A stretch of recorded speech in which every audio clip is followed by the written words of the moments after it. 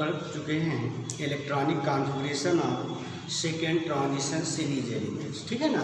आज पढ़ेंगे electronic configuration of third transition series elements and equivalent weight of KMnO4 in acidic medium, basic medium और neutral medium, ठीक है ना। तो आज यही हम लोग पढ़ेंगे कि थर्ड ट्रांजिशन सीरीज एलिमेंट्स का इलेक्ट्रॉनिक कॉन्फ़िगरेशन क्या होता है और उसके बाद पोटेशियम पर मैग्नेट का हम इक्विवेलेंट वेट कैसे निकालेंगे एसिडिक मीडियम में, बेसिक मीडियम में और न्यूट्रल मीडियम में, ठीक है ना। तो ये आपका लास्ट टॉपिक है केमिस्ट्री ऑफ ट्रांजिशन एलिमेंट्स का, ठीक। तो इसमें देखिए chemistry electronic configuration of third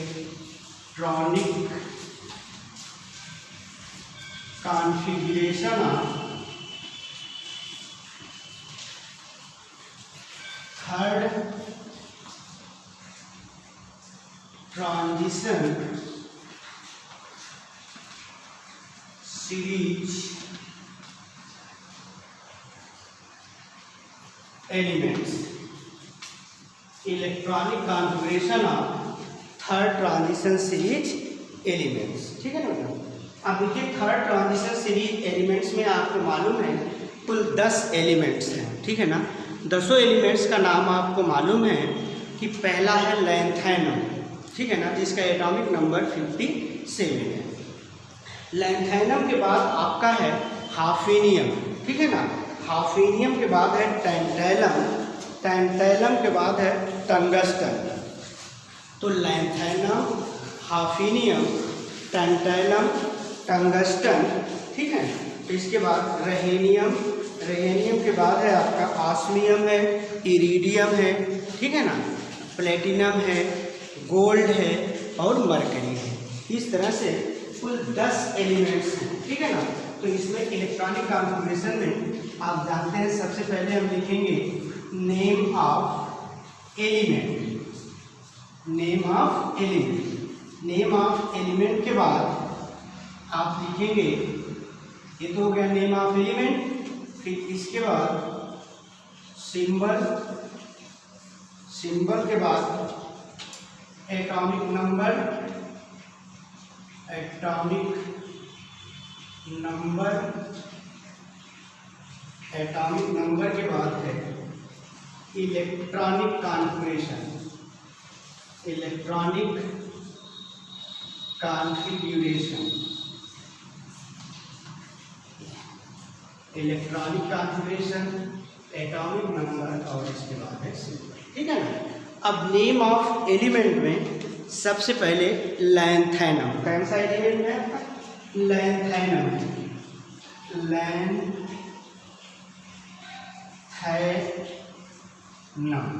लैंथैनम के बाद है हाफनियम, हाफनियम, हाफनियम, ठीक है ना। लैंथैनम, लैंथैनम का एटॉमिक नंबर है 57 और हाफनियम का एटॉमिक नंबर है, हाफनियम का एटॉमिक नंबर है 72, ठीक है ना। हाफनियम, हाफनियम के बाद है टैंटैलम, टंगस्टन, ये देखिए टैंटैलम, ठीक है। इसके बाद है टंगस्टन, ठीक है ना। तो देखिए लैंथैनम, हाफनियम, टैंटैलम, उसके बाद टंगस्टन, टंगस्टन के बाद है rhenium, osmium, rhenium, osmium, iridium, platinum,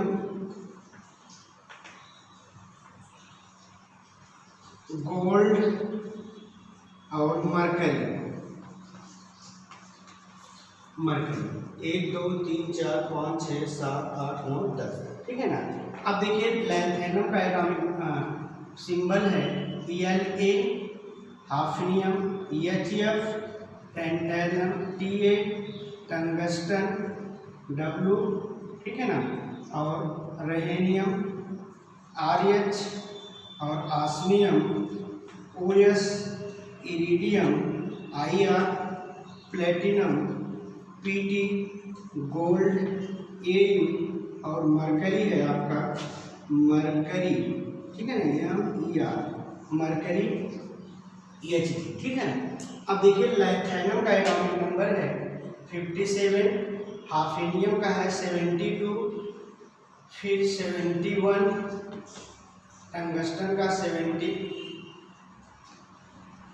ठीक है ना, 57, 72, 73, सॉरी 73, 74, और ये हो जाएगा 75, ऑस्मियम 76, इरिडियम 77, ठीक है ना, प्लेटिनम 78, गोल्ड 79, और मरकरी 80, ठीक है।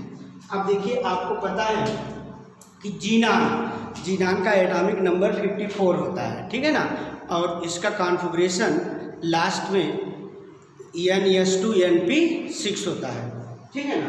तो यहाँ पर हम लिख सकते हैं कि ये देखिए जीनान यहाँ कॉन्फ़िगरेशन कहाँ तक हो गया, 54 तक हो गया, ठीक। और उसके बाद आपका जो ये है ये हो जाएगा 5D6S2। अब देखो ध्यान दो, तो यहाँ इसका एटॉमिक नंबर 54 है, तो ये हो गया 56 इलेक्ट्रॉन हो गया, और जो लास्ट इलेक्ट्रॉन बचेगा वो किस में जाएगा, D में जाएगा। तो देखो 57 है, 54 यहाँ तक हो गया, 55, 56 और ये 57वां इलेक्ट्रॉन हो गया, ठीक। इसी तरह से आपका देखिए ये यहाँ ये जीनान हो जाएगा, और यहाँ हो जाएगा 5D2 6S2, यहाँ हो जाएगा ये जीनान 5D3 6S2, टंगस्टन हो जाएगा ये जीनान, ठीक है ना, 5D5 6S1, हाफ फिल और फुल फिल रीजन में। फिर यहाँ हो जाएगा ये जीनान 5D5 6S2, फिर यहाँ पर हो गया आपका, देखिए ये हो गया आपका 57, 72, 73, 74, 75, और 76 देखिए ये है जीनान, ये हो जाएगा 5D6 6S2, फिर 77 ये जीनान 5D7 6S2, फिर हो जाएगा आपका ये देखिए ये हो गया, और ये फिर ये हो जाएगा आपका ये जीनान ये 5D8 6S2। अब यहाँ पर देखिए ये हो जाएगा xenon half fill full fill reason के कारण 5D10 6S1 हो जाएगा, और ये हो जाएगा मरकरी आपका 5D10 6S2, ठीक है ना। तो इसमें देखिए यहाँ पर आपका ये देखिए एक कॉन्फ़िगरेशन हाफ फिल और फुल फिल रीजन के कारण टंगस्टन का है, ठीक है ना। और उसके बाद आपका ये है ये 79 गोल्ड, हाफ फिल और फुल फिल रीजन। बाकी इसमें एनामेलस इलेक्ट्रॉनिक कॉन्फ़िगरेशन नहीं है, ठीक है ना। तो ये रहा आपका electronic configuration of third transition series elements, ठीक है। इसके बाद अब हम पढ़ेंगे, ये तो कॉन्फ़िगरेशन हो गया, अब इसके बाद एक कंपाउंड आपका है पोटेशियम पर मैग्नेट, इसका स्ट्रक्चर पढ़ना है, ठीक है। तो इसको मिटा देते हैं आप, पोटेशियम पर magnet KMnO4,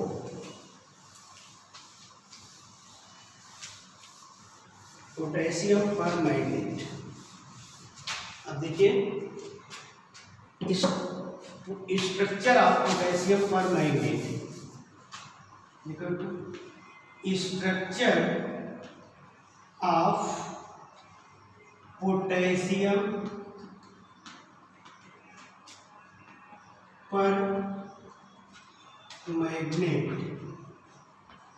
structure of potassium पर मैग्नेट KMnO4।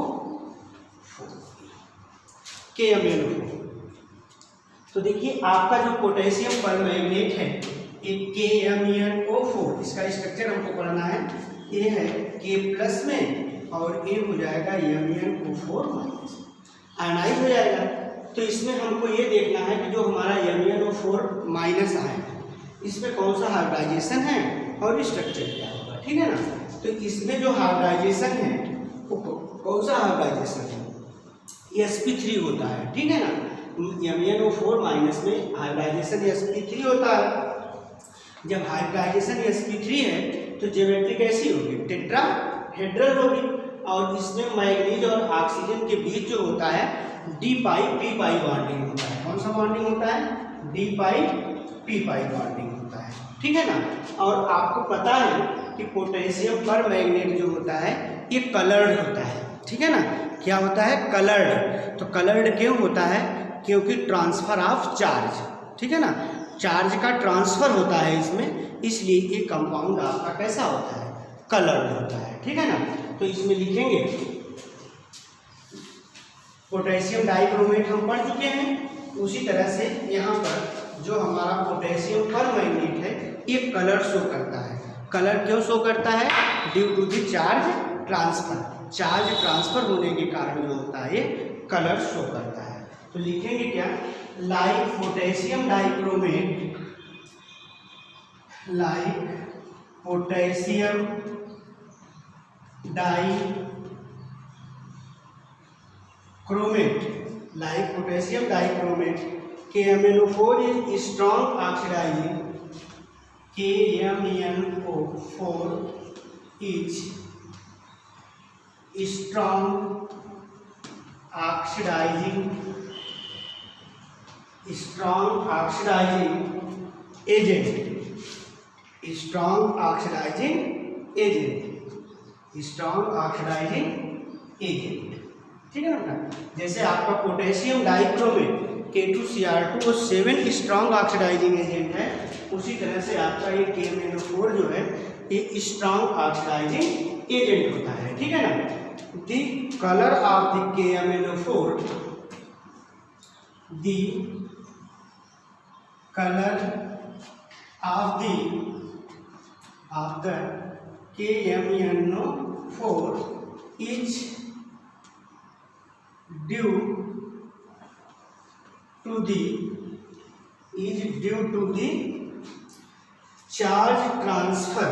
इसके कारण होता है कलर देता है चार्ज ट्रांसफर, ठीक है ना, charge transfer, due to charge transfer. KMnO4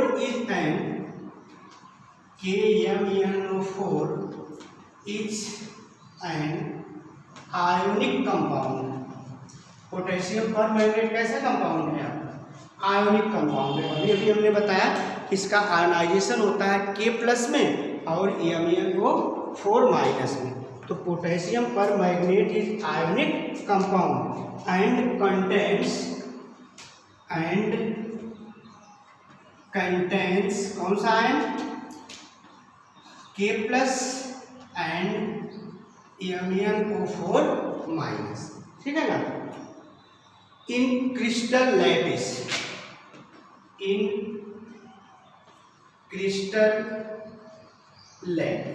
ठीक है ना। अच्छा, आपको ये मालूम है। इसके बाद ये भी आप जानते हैं, अभी अभी हमने बताया कि जो MnO4 माइनस होता है उसमें जो Mn है उसमें कौन सा हाइब्रिडाइजेशन होता है, sp3। और जब sp3 हाइब्रिडाइजेशन होगा तो ज्योमेट्री कैसी होगी, टेट्राहेड्रल होगी। और इसमें मैग्नीज और ऑक्सीजन के बीच डी पाई पी पाई बॉन्डिंग होता है, ठीक है ना। तो इन MnO4 यहाँ क्या लिखेंगे, इन MnO4 माइनस, ठीक है ना, इन MnO4 minus Mn is sp3 hybridized state due to sp3 hybridized state, ठीक है ना। तो इसमें Mn जो है मैग्नीज जो है उसमें कौन सा हाइब्रिडाइजेशन है, sp3 हाइब्रिडाइज्ड स्टेट है, due to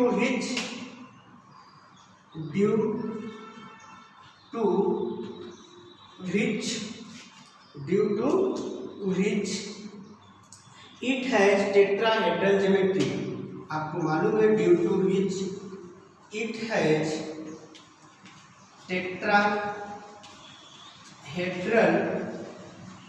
geometry. Tetrahedral geometry, तो sp3 हाइब्रिडाइजेशन के कारण इसकी ज्योमेट्री कैसी होगी? Tetrahedral.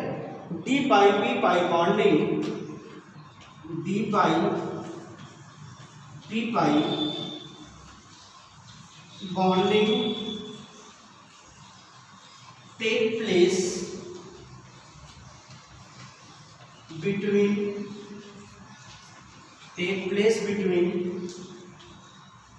manganese and oxygen atom. Manganese और ऑक्सीजन एटम के बीच कौन सी बॉन्डिंग होती है? डी पाई पी पाई बॉन्डिंग होती है, ठीक है ना। इसके बाद स्ट्रक्चर बनाइए इसका, पोटेशियम पर मैग्नेट का। पोटेशियम पर मैग्नेट का जो स्ट्रक्चर है ये है टेट्राहेड्रल, और इसमें ऑक्सीजन और मैग्नीज के बीच डी पाई पी पाई बॉन्डिंग होती है। डी पाई पी पाई बॉन्डिंग, ठीक है। अब देखिए यहाँ पर ये है मैग्नीज है। अब मैग्नीज, ये ऑक्सीजन है, ठीक है ना। और इसमें देखिए ये ऑक्सीजन है, स्ट्रक्चर का टेट्राहेड्रल है,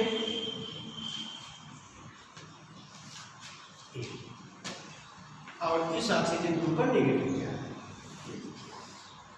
ये ज्योमेट्री कैसी हो गई है? टेट्राहेड्रल। अब इसमें देखिए ये मैग्नीज है। अब इसमें मैग्नीज और ऑक्सीजन के बीच डबल बॉन्ड है, तो डबल बॉन्ड है तो आपको पता है कि डबल बॉन्ड का फॉर्मेशन होता है जब एटॉमिक ऑर्बिटल की साइड वाइज ओवरलैपिंग होती है तब। तो इसमें देखिए मैग्नीज का डी ऑर्बिटल, मैग्नीज का कौन सा ऑर्बिटल? डी ऑर्बिटल, और ऑक्सीजन का कौन सा orbital? P orbital. Side wise overlapping करके पाई बॉन्ड बनाए हैं, ठीक है ना। कौन सा पाई बॉन्ड बना है? डी पाई पी पाई। इसी तरह से ये बॉन्ड कौन सा बॉन्ड है? डी पाई पी पाई बॉन्ड है, डी पाई पी पाई बॉन्ड है, ठीक है ना। तो ये टेट्राहेड्रल स्ट्रक्चर है, tetrahedral structure of MnO4 minus, ठीक है ना। तो MnO4 माइनस का ये टेट्राहेड्रल स्ट्रक्चर है। तो इसमें डी पाई पी पाई बॉन्डिंग है मैग्नीज और ऑक्सीजन के बीच। इसका मतलब कि मैग्नीज का डी ऑर्बिटल और ऑक्सीजन का P orbital side wise overlapping करके ये डी पाई पी पाई बॉन्ड बनाए हैं, ठीक है ना। इसके बाद अब आप देखिए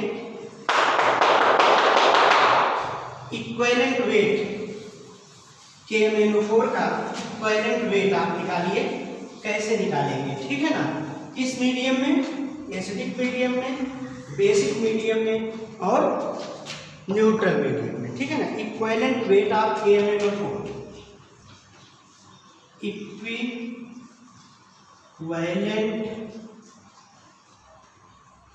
वेट ऑफ KMnO4, पोटेशियम पर मैग्नेट का इक्विवेलेंट वेट, ठीक है। KMnO4 is an oxidising agent. अब आपको मालूम है कि KMnO4 इज एन ऑक्सीडाइजिंग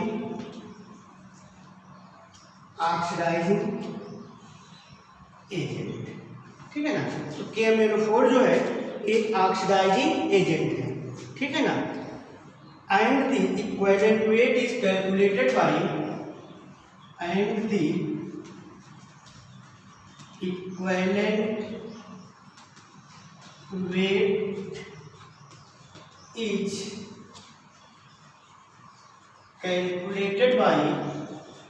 ठीक है ना। And equivalent weight is calculated by using following expression,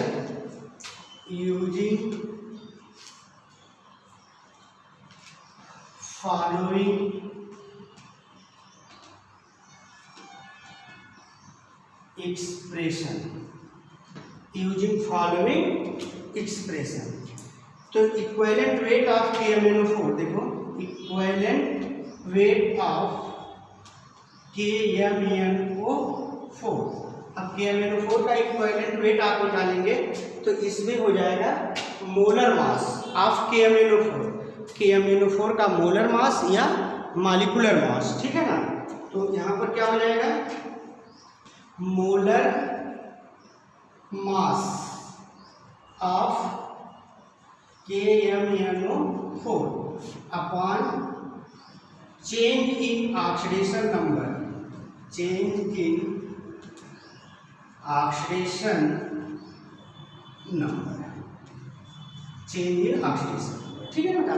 तो किसी भी मीडियम में, चाहे वो एसिडिक मीडियम हो, चाहे बेसिक मीडियम हो, चाहे वो आपका न्यूट्रल मीडियम हो, इक्विवेलेंट वेट जो है उसका तुल्यांकी भार आप निकालेंगे molar mass of KMnO4 upon change in oxidation state. तो MEN का जो ऑक्सीडेशन स्टेट होता है एसिडिक मीडियम में अलग होता है, बेसिक मीडियम में अलग होता है और न्यूट्रल मीडियम में अलग होता है, ठीक है ना।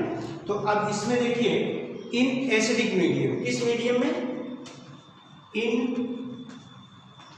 एसिडिक मीडियम, तो एसिडिक मीडियम में KMnO4 का ऑक्सीडेशन इक्विवेलेंट वेट क्या होगा, ठीक है ना। इन acidic medium MEN, in acidic medium MEN +7 is changed into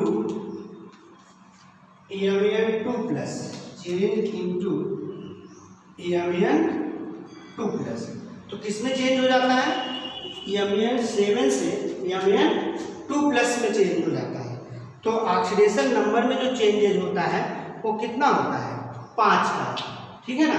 तो in acidic medium MEN7 is changed into MEN2+, that is change in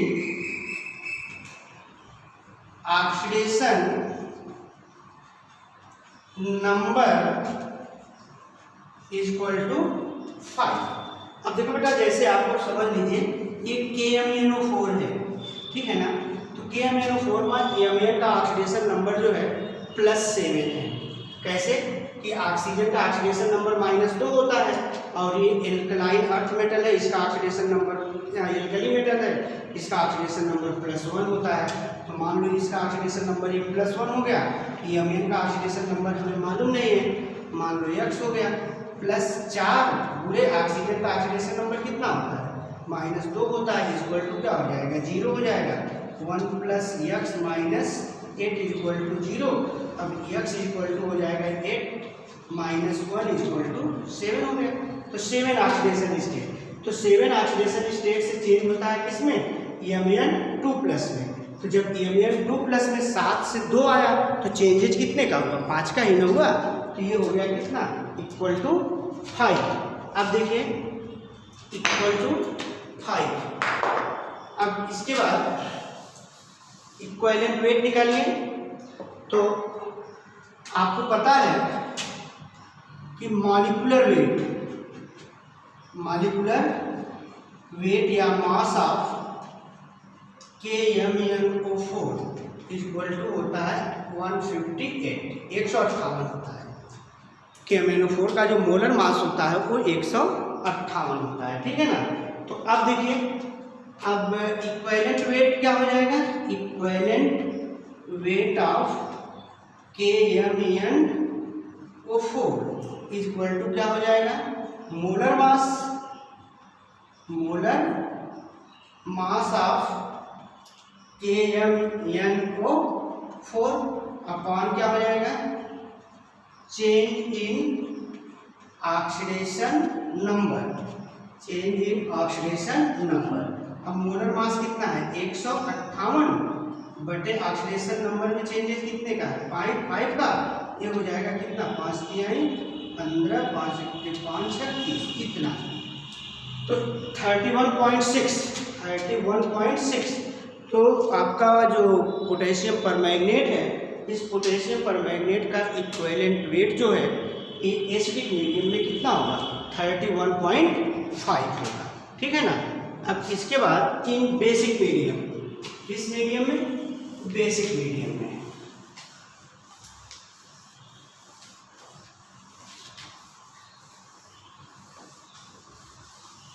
in basic medium या in alkaline medium, in alkaline medium, ठीक है ना। In alkaline medium मतलब basic medium, in alkaline medium Mn+7 is converted in alkaline medium Mn+7 is converted into Mn6+, that is change in oxidation number is equal to 1।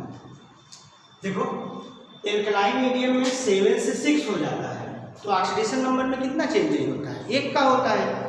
तो अब आपको पता है equivalent weight of KMnO4 is equal to molar mass. Molar mass कितना होता है 158, changes कितने का हो रहा है 1 का, इक्विवेलेंट वेट कितना हो गया 158। ठीक है ना, ये एल्कलाइन मीडियम में। ठीक है, इसके बाद in neutral medium, neutral medium. अब न्यूट्रल मीडियम में देख लीजिए, न्यूट्रल मीडियम में ऑक्सीडेशन स्टेट में क्या चेंजेस होता है। ठीक है ना, तो देखिए इन न्यूट्रल मीडियम Mn+, देखो इन न्यूट्रल मीडियम